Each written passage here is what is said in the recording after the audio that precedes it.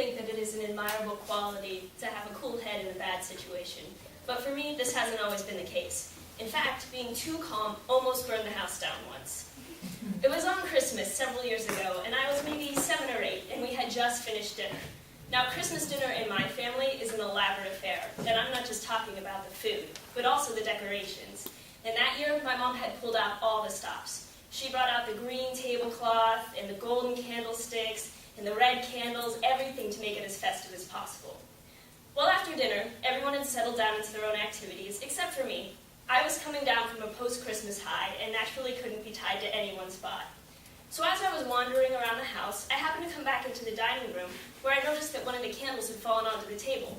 Well, I'd always been taught as a child never to mess with fire, so I went to find my parents as quickly as I could.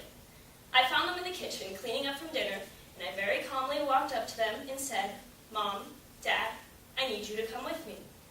Obviously, this is a really vague statement, so they ignored it with an, "Okay, Gwen, we'll be there when we're done."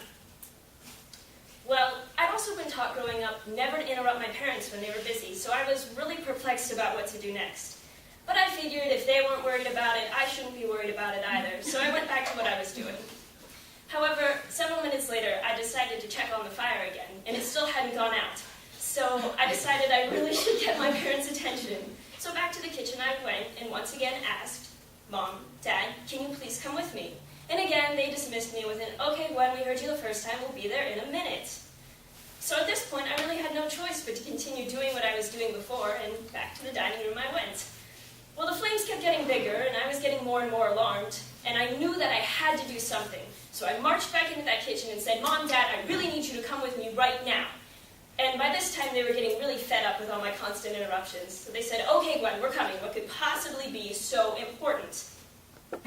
Well, they followed me into the dining room, and I have never seen my parents move that fast before in my life.